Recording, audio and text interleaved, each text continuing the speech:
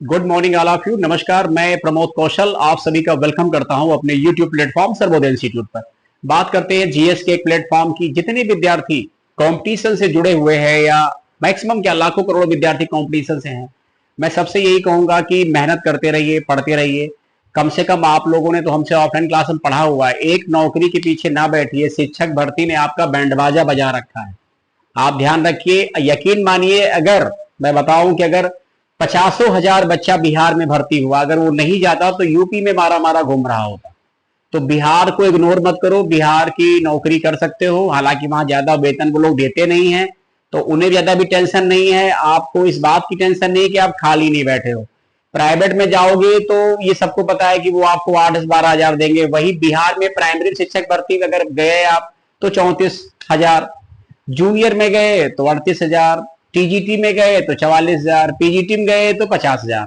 उनका यही concept. UP में रहोगे तो 75,000। तो थोड़ा फर्क तो है, यहाँ 34 है 1 to 5 की बिहार में, तो यहाँ आपको 52, 53, 54 मिल जाएगा। तो फर्क तो सैलरी का है, बट आपके पास कोई ऑप्शन नहीं है, तो जाओगे कहां से? इसलिए कह रहे जम के मेहनत करो। टीसीएस आरओ बड़े एग्जाम है, उनके लिए इतनी हिम्मत नहीं पड़ती आपकी, इतना आपके अंदर स्टेमिना नहीं है, शुरू से आप उतना पढ़ते नहीं है, बहुत धीरे धीरे पढ़ते हुए आप लोग आए हो, या आपने मनमौजिया पढ़ाई की है, तो इतनी जल्दी कहां से कामयाबी मिल जाएगी? कौन बना रहा आपको सुबह एसडीएम? कौन कह रहा समीक्षा अधिकारी आप क्वालिफाई कर दोगे? आपको हम नेगेटिविटी नहीं फैला रहे बच्चा, बट सही बता रहे, अगर सीरियस नहीं पढ़े होगे तो आरओ का प्रीलिम्स तक नहीं निकलेगा। मैं तो कड़वा बोलता हूं बट सत्य बोलता हूं, मैं कभी डीमोटिवेट नहीं करता आप सबको बच्चा, बट ये बात समझने लायक है। सभी लोग मेहनत कर लीजिए अच्छे से, कहीं नौकरी बुरी नहीं है। हम तो सभी कहेंगे कि बिहार 4 में ट्राई फिर से करो और उसमें हो जाए तो चले जाओ बिहार। यूपी के लिए वेट मत करो, 20-21 मई 2025 टीचिंग के लिए वेट मत करो। इसमें देखो, ये करंट अफेयर 20 मई का, जो 21 मई की मॉर्निंग मिलना चाहिए। हाल ही में मृत घोषित किया गया एशिया का पहला याला ग्लेशियर कहां पर स्थित है? इसका आंसर नेपाल है ना। दुनिया का पहला देश जिसके सभी ग्लेशियर खत्म हो गए हैं वेनेजुएला है। ठीक है, वेनेजुएला है जिसके सारे ग्लेशियर खत्म हो गए। भारत का सबसे बड़ा जो ग्लेशियर है वो सियाचिन है, याद रखिए, सबसे ऊंचाई पर है, सबसे ऊंचाई पर, इसलिए हमारा युद्ध स्थल भी सियाचिन है ना। चलिए सेकंड क्वेश्चन देखते हैं हम लोग। 2025 में ला लीगा का खिताब किसने जीता? पहला क्वेश्चन यही पूछेंगे, ला लीगा गेम किससे संबंधित है? तो ये फुटबॉल से है ना, फुटबॉल से है। यहां आ जाओ, और इसका राइट आंसर क्या हो जाएगा? राइट आंसर हो जाएगा, जिसने जीता है वो एफसी बार्सिलोना हो जाएगा ना। अब इसके बारे में थोड़ी सी व्याख्या दे रखी, ये समझ जाएंगे तो काम हो जाएगा। ये फुटबॉल संबंधित खेल है, ये स्पेन का सबसे बड़ा और सबसे पॉपुलर फुटबॉल लीग टूर्नामेंट, जिसकी शुरुआत 1929 से हुई थी, ध्यान रखेंगे। ये भी एक इंपॉर्टेंट पॉइंट है ना। चलिए इसके बाद अगला क्वेश्चन मोस्ट इंपॉर्टेंट है, कई एग्जाम में आया हुआ है। ये डे हल्का नहीं, इंपॉर्टेंट डे है ना। तो हाल ही में अंतरराष्ट्रीय संग्रहालय दिवस कब मनाया गया? तो इसका आंसर 18 मई है। थीम इसका क्या है? तेजी से बदलते समुदायों में संग्रहालयों का भविष्य क्या होगा, ये है क्वेश्चन नंबर। नेक्स्ट क्या है उसको देख लेंगे। इसरो के उस रॉकेट का नाम क्या है जो मई 2025 में असफल हो गया था? इसका राइट आंसर पीएसएलवी C61 है। पीएसएलवी मतलब पोलर सैटेलाइट लॉन्च व्हीकल बोलते हैं पीएसएलवी को, ये नहीं भूलेंगे ना। तो इसरो ने 18 मई 2025 को सतीश धवन अंतरिक्ष केंद्र से श्रीहरिकोटा से आंध्र प्रदेश से पीएसएलवी C61 को लॉन्च किया था, जो असफल हो गया। ठीक है, इसके बाद क्या है? श्रीहरिकोटा से इसरो का 101वां ये प्रक्षेपण था। पहला रॉकेट 1971 में श्रीहरिकोटा से प्रक्षेपित किया गया था, तो 101वां था, लेकिन ये फेल्योर हो गया, अनसक्सेसफुल हो गया ना। ये भी मोस्ट इंपॉर्टेंट क्वेश्चन है। हाल ही में बिहार के गया शहर का नाम बदलकर क्या कर दिया गया? बिहार में डिस्ट्रिक्ट है गया, जो पौराणिक रूप से बहुत महत्वपूर्ण है और श्राद्ध पूर्ण कर्मों के लिए जाना जाता है।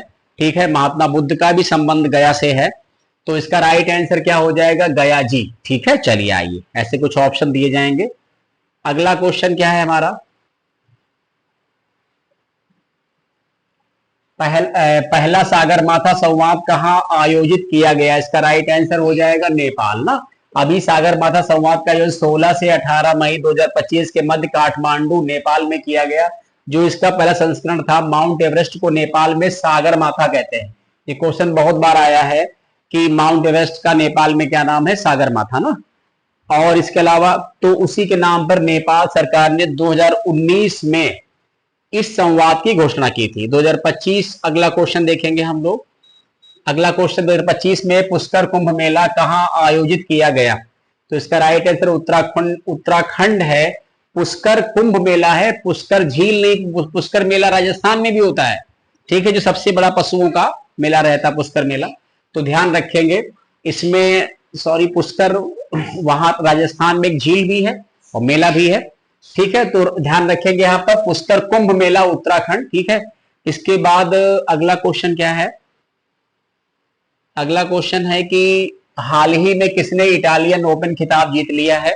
तो कुछ ऐसे ऑप्शन दिए जाएंगे, नोवाक जोकोविच, Andy Murray, Carlos Alcaraz, not, उपरोक्त में से कोई नहीं। इसका राइट आंसर कार्लोस अल्कराज है। स्पेन के टेनिस प्लेयर कार्लोस अल्कराज ने अपना पहला इटालियन ओपन खिताब जीत लिया है। इन्होंने फाइनल में जैनिक सिनर, इटली के प्लेयर है, इनको हराया है। तो ध्यान रखेंगे, पूछ सकते हैं ये प्लेयर किस खेल गेम से जुड़े हुए हैं ना। अगला हमारा क्वेश्चन क्या है? अगला क्वेश्चन है, हाल ही में Saif, south Asian football federation under 19 खिताब किसने जीत लिया है? सैफ मतलब साउथ एशियन फुटबॉल फेडरेशन होता है सैफ। और ध्यान रखेंगे इसका राइट आंसर इंडिया है, बांग्लादेश को हराया है इंडिया ने। और इसमें टीम देखो कौन कौन सी है। सैफ अंडर 19 चैंपियनशिप 2025 का आयोजन अरुणाचल प्रदेश में किया गया था। भारत दूसरी बार जीता है। इसमें 6 टीमों ने हिस्सा लिया था, भूटान, बांग्लादेश, मालदीव, नेपाल, भारत, श्रीलंका। इसमें भारतीय टीम के कप्तान थे सिंघम युम समी थे, ध्यान रखेंगे। इसके बाद अगला क्वेश्चन क्या है? हाल ही में एक देश एक धड़कन पहल किस मंत्रालय द्वारा शुरू किया गया है? तो इसका आंसर है संस्कृति मंत्रालय। ऑपरेशन सिंदूर के माध्यम से पूरे देश में देशभक्ति की भावना को जगाना इस ऑपरेशन के जरिए इसका उद्देश्य है। इस पहल का नेतृत्व प्रारंभ विभाग के द्वारा किया जा रहा है, जिससे लोगों में एक रूपता, इंटीग्रिटी और एक देशभक्ति बनी रहे। चाहे हिंदू हो, चाहे मुस्लिम हो, चाहे सिख हो, चाहे ईसाई हो, सब भारत के साथ हैं, सब भारत के सुख दुख में खड़े होंगे। कुछ भी हो, धर्म के मामलों पर उलझेंगे नहीं, लड़ेंगे नहीं। पाकिस्तान भले मुस्लिम देश है, बट भारत का कोई मुसलमान नहीं चाहता उस देश से हमारा कोई संबंध रहे। इसके बाद अगला क्वेश्चन क्या है?